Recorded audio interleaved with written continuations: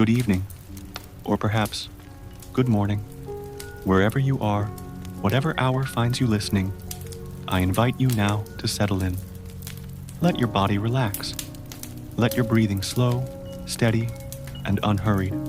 For the next while, we will gently wander into the distant past, into a world long gone, yet still quietly echoing through the corridors of history. Tonight, we journey to Edo, Japan, an island nation in a time of isolation, strict hierarchy, and carefully maintained order. It is a world shaped by the Tokugawa shogunate, where peace was maintained through elaborate rituals, rigid class structures, and an intricate web of social expectations. A world both beautiful and stifling, where daily life was defined not by wild adventure, but by repetition, duty, and quiet endurance. As we drift through this landscape, we will explore what it was truly like to live under the watchful eye of the shoguns. We'll walk first among the common people, then among samurai bound by honor. We'll examine strange mysteries, and finally, we'll peer behind the thick paper walls of the shogun's inner court. Close your eyes if you wish. Let the rhythm of history carry you gently away. And so, we begin. Segment 1. What it was really like. In Edo, Japan, imagine yourself waking to the soft creak of wooden beams above your head. You lie upon a thin futon, the cool morning air filtering through paper sliding doors, called shoji, which let in faint, diffused light from the dawning sun. You live in Edo, the bustling capital of Tokugawa, Japan, a city of nearly 1 million souls, tightly packed and always humming. Outside, merchants begin to sweep the dusty streets in front of their shops, their simple wooden sandals clicking against the packed dirt roads. The scent of boiling rice and miso soup wafts gently through the narrow alleys, mingling with the faint aroma of fish drying on wooden racks. The day begins, as it always does, following the rhythm of duty, the strict class structure. In this world, you belong to a place, a station, rigidly defined from birth. At the top are the samurai, warriors who no longer wage war, but serve as administrators, police, and bureaucrats. Their daisho, the paired long and short swords, mark their elevated status. They walk with measured pride, their garments reflecting dignity, without ostentation. Below them are the farmers, revered for their role in producing food, yet often burdened with heavy taxes and strict regulations. Peasants labor endlessly, planting rice paddies, tending to mulberry trees for silk production, or cultivating vegetables. Their days are long, ruled by the seasons and the moods of the weather.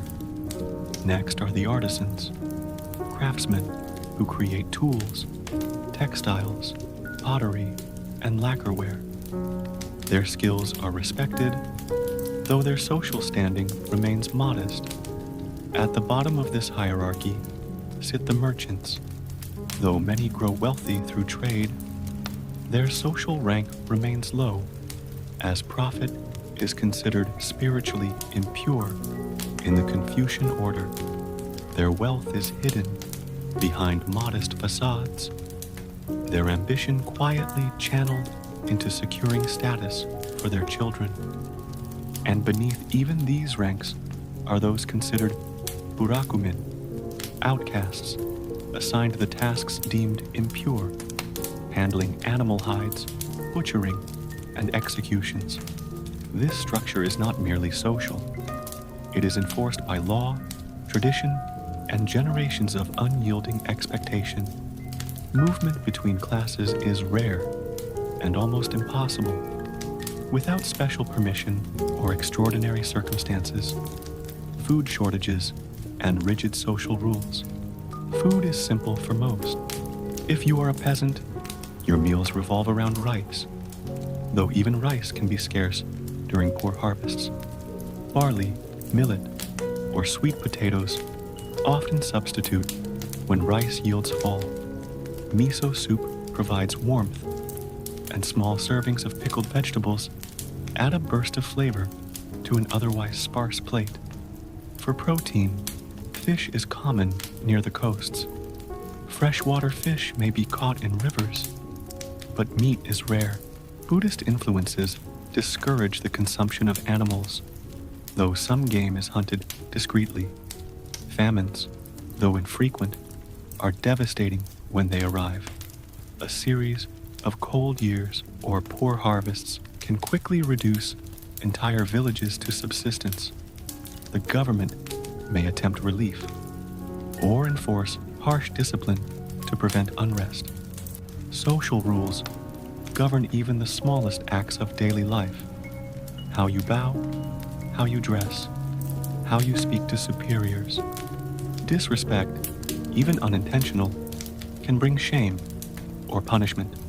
Samurai carry the legal right to strike down a commoner who offends their honor. Though rarely exercised, the power is ever present, like a silent blade resting nearby. Sumptuary laws dictating appearance. Even your clothing is dictated by law. Sumptuary regulations control what fabrics, colors, and styles each class may wear. As a farmer, you wear simple, indigo-dyed cotton, durable and functional. Bright silks, elaborate embroidery, and vibrant colors are reserved for higher ranks. Merchants, though rich, often dress modestly, favoring understated browns and grays, concealing their wealth beneath layers of humility. Samurai wear garments appropriate to their status, subdued, elegant robes, adorned with family crests embroidered on the back and sleeves, marking their lineage. In Edo, Japan, clothing is not fashion, it is declaration. It broadcasts your identity to every passerby. City life in Edo versus rural hardship. The city of Edo itself is a marvel of its time. A vast network of wooden houses, narrow alleys, and wide moats surrounding the shogun's castle. Vendors call out their wares: rice cakes, sweet dumplings, dried squid, and sake. The streets bustle with couriers, artisans, monks, and travelers. Yet the city is fragile. Built of wood, it is prone to fires. Great blazes have swept through Edo many times, destroying entire districts, only to be rebuilt again and again. In the countryside, life moves slower, but no less harshly. Farmers rise with the sun, their backs bent in the flooded rice paddies, planting seedlings by hand. They contend with insects, weather, and the heavy burden of taxation, which claims much of their harvest. The rhythm of their lives is cyclical: planting, tending, harvesting, resting, and beginning again. As you rest now, you may imagine the steady sounds of Edo drifting around you.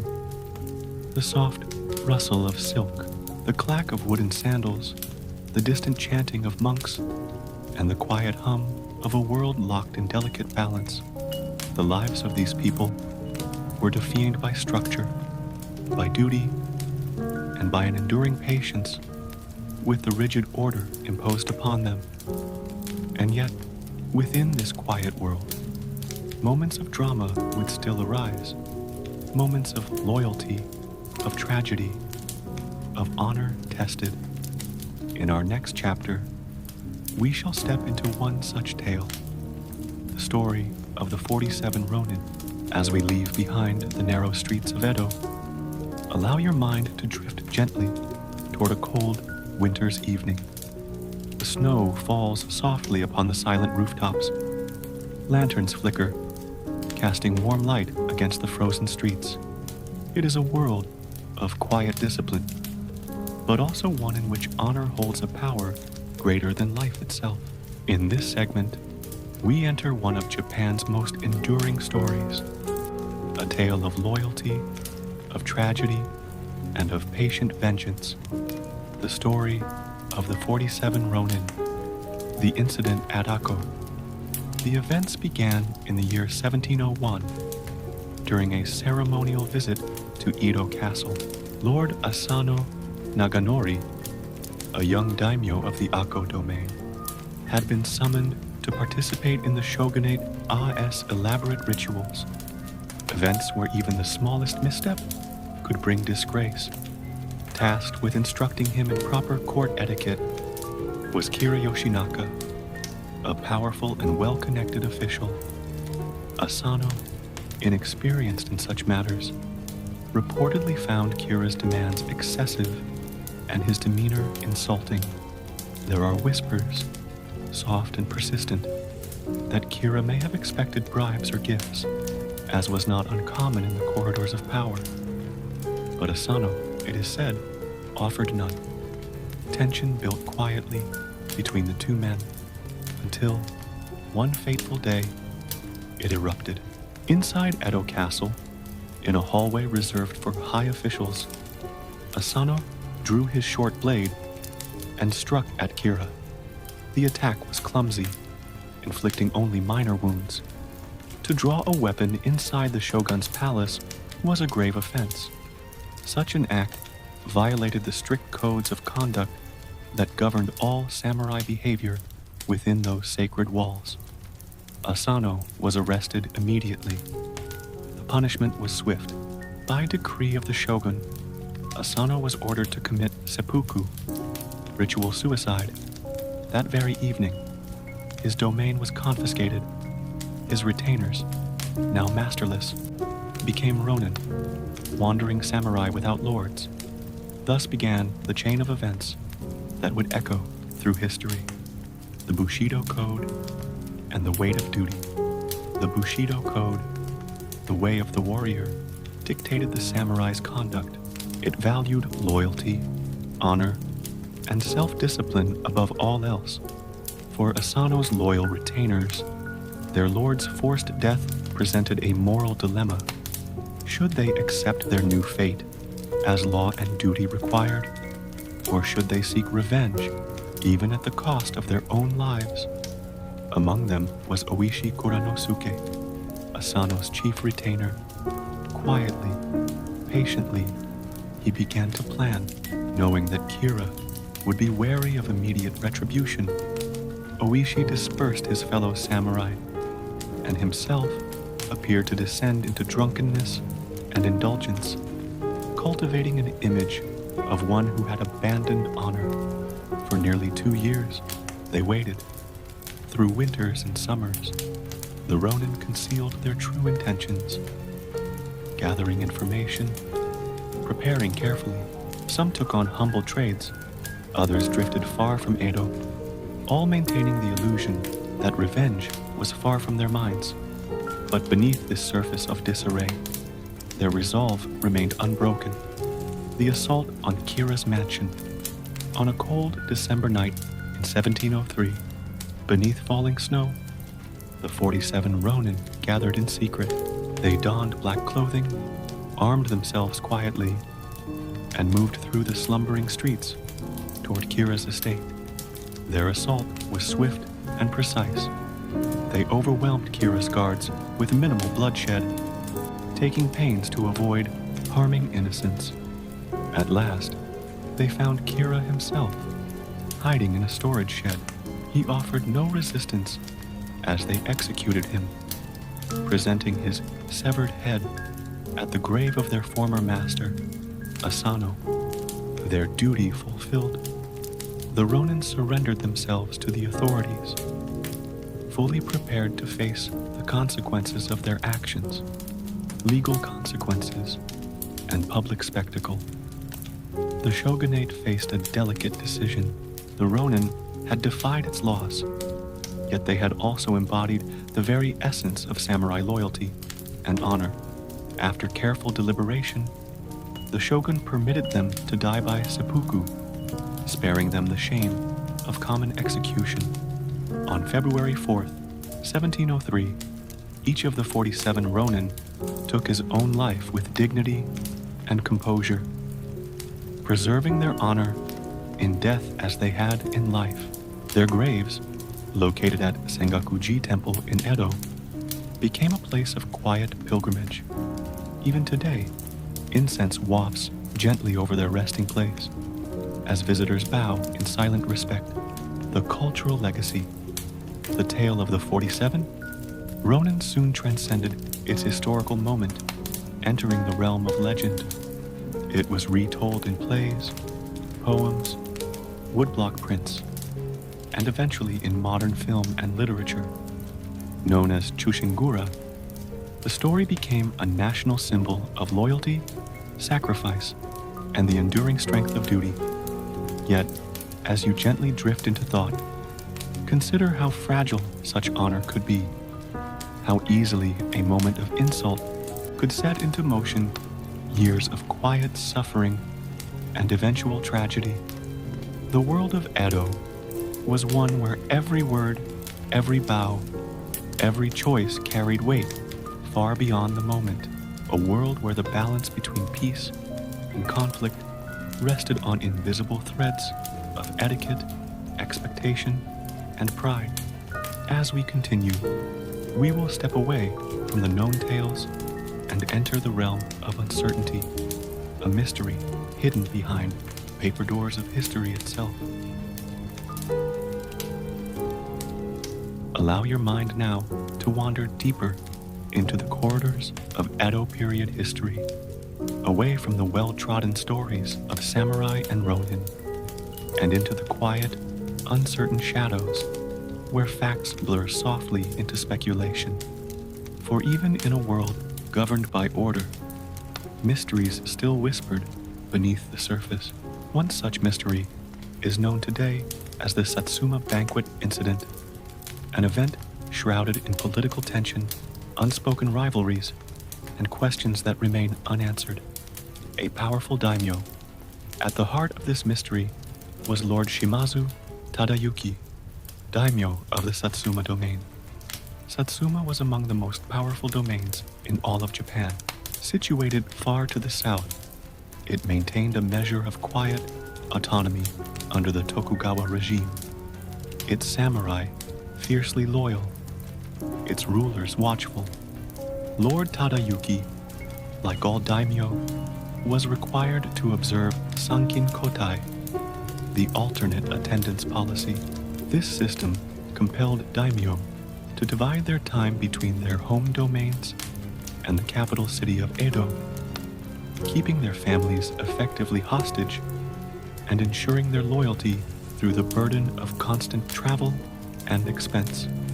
It was during one such stay in Edo that the banquet occurred. The banquet and its guests. The occasion was a lavish gathering hosted by several prominent daimyo, a customary event where alliances were reaffirmed, rivalries masked behind polite conversation, and subtle power plays unfolded beneath layers of etiquette. The setting would have been serene. A large tatami hall, its rice straw mats, freshly swept paper lanterns, casting a gentle, flickering light across lacquered serving trays filled with delicacies, grilled river fish, sweetened chestnuts, and pickled vegetables, prepared with the finest care. Sake cups clinked softly. Polite laughter filled the air, floating just beneath the surface of formal dialogue. Among the guests were representatives of several powerful houses, lords from Mito, Choshu, and Kaga, each bearing centuries of lineage, each watching the others with quiet calculation. In such gatherings, words were chosen with the care of a swordsmith folding steel. Every compliment, every question, carried multiple layers of meaning. The sudden collapse. It was deep into the evening when, quite suddenly, Lord Shimazu Tadayuki reportedly fell ill. Accounts vary in their detail. Some claim he simply became pale and faint. Others describe a sudden loss of breath, a quiet gasp and a collapse onto the polished floor. Servants rushed forward, but by morning, the daimyo was dead. His body was quickly returned to Satsuma. As was customary, an official statement attributed his death to sudden illness, perhaps a stroke or a heart failure. Yet even as the official line was issued, quiet voices whispered among Edo's elite. Was it truly natural? Or was this death carefully arranged? Political rivalries within the shogunate. The Tokugawa period, though peaceful on its surface, was an intricate web of rivalries. While daimyo swore loyalty to the shogun, their domains often harbored ambitions and ancient resentments. Satsuma, in particular, was known for its strong-willed leaders and semi-independent posture. To some, Shimazu Tadayuki's sudden death seemed convenient. Was there poison slipped discreetly into his sack? Had an internal rival within Satsuma orchestrated the event to seize greater power? Or was this simply the unfortunate hand of fate, amplified by the frailty of the human body? No formal investigation was ever conducted. The shogunate, ever vigilant for signs of unrest, found it preferable to maintain public order rather than stir potential scandal. Rare clues from secret correspondence. In the centuries since, rare surviving documents have offered subtle hints. Letters between minor officials reference the unfortunate night with cryptic phrasing. A surviving diary entry from a junior samurai assigned to Edo suggests that several guests departed the banquet earlier than expected, their faces drawn and their words brief. Yet, no direct evidence exists. The records that might have shed light on the true nature of Lord Tadayuki's death may have been quietly destroyed or never recorded at all. In Tokugawa, Japan, where face and reputation carried paramount importance, some truths were simply left unspoken, the allure of the unknown. And so, the Satsuma banquet incident remains one of Edo's quieter mysteries. No battles were fought, no confessions were made, only the soft rustle of silk garments, the faint aroma of incense, and the silent disappearance of one man from the stage of history. As you rest, you might imagine the stillness of that banquet hall after the guests had departed. The empty sake cups, the scattered crumbs of an elaborate meal, and the lingering questions that drifted like the smoke of extinguished lanterns. History, like sleep, often wraps itself in layers, soft, dark, and unresolved. Now, as our journey continues, we turn from mystery to power. We shall step inside the shogun's castle itself and explore the world of those who ruled this carefully balanced society. Let your mind now drift once more beyond the narrow streets and merchant stalls of Edo, beyond the crowded districts and hidden alleys, and toward the very center of power itself, the great Edo Castle. Here, behind high stone walls and wide moats, lived the Tokugawa shoguns, rulers not by bloodline of the emperor, but by military strength and absolute authority. Their world was one of ceremony, governance, and carefully maintained control. In this final part of our journey, we will step gently into the hushed corridors of the shogunate's court. Daily governance and court ritual. Each morning, the rhythms of the castle began in quiet repetition. The shogun's personal attendants would rise before dawn, preparing the chambers for the day's duties. Tatami mats would be swept clean, screens repositioned, inkstones refreshed for the scribes. The shogun himself, addressed as Taikun, or Great Lord, would sit upon simple yet elevated cushions, receiving his officials In ordered audiences, bureaucrats, known as Roju and Bugyo, managed the vast machinery of governance, tax collection, domain oversight, and the enforcement of law. Every petition, every minor dispute passed through layers of careful review before reaching the shogun's ears, if they reached him at all. The atmosphere was formal, subdued. Voices rarely rose above a murmur. Each bow, each turn of phrase, followed strict codes of etiquette, refined over generations. No hurried discussions or displays of passion disturbed the delicate balance of power. Control was maintained through quiet precision, isolationist policies, and foreign relations. The Tokugawa regime practiced sakoku, the policy of national seclusion. Foreign trade was tightly restricted, limited to carefully monitored ports such as Nagasaki, where Dutch and Chinese merchants operated under watchful supervision. Christian missionaries had long been expelled. Foreign books were censored. Travel beyond Japan's shores was forbidden for most. This isolation preserved the stability of Tokugawa rule, shielding Japan from external influences and potential insurrections. Yet, a quiet flow of foreign knowledge still seeped in through permitted channels. The Dutch brought scientific texts, Western medical knowledge, and rare glimpses of distant worlds, studied discreetly by a few curious scholars within Edo-esque scholarly circles.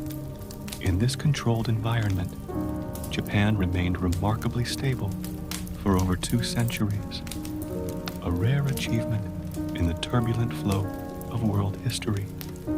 The grandeur and restriction of life at Edo Castle. Despite its power, life within Edo Castle was not one of ease or indulgence.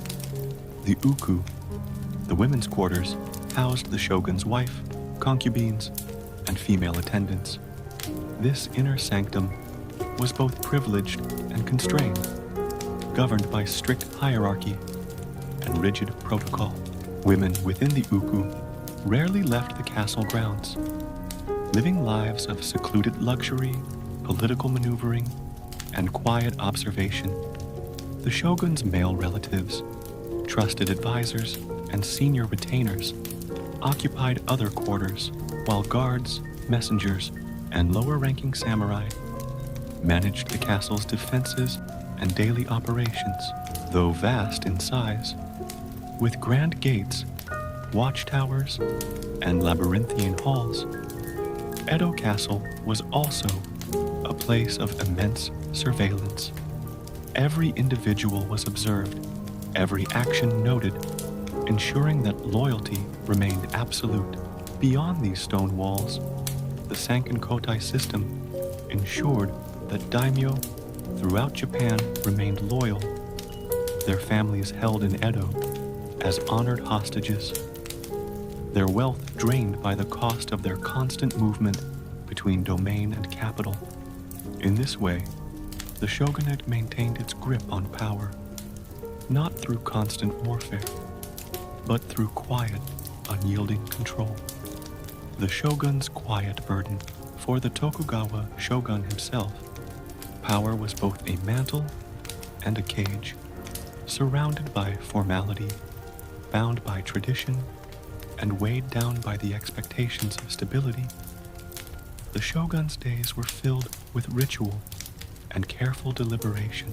His word carried the weight of law, yet every decision required thoughtful navigation through the complex web of alliances and rivalries that wove together the many domains. Rarely did a shogun wield his sword. Instead, his greatest weapon was patience. It was a world where stillness preserved order, where peace was carefully maintained, not by the absence of conflict, but by its constant prevention.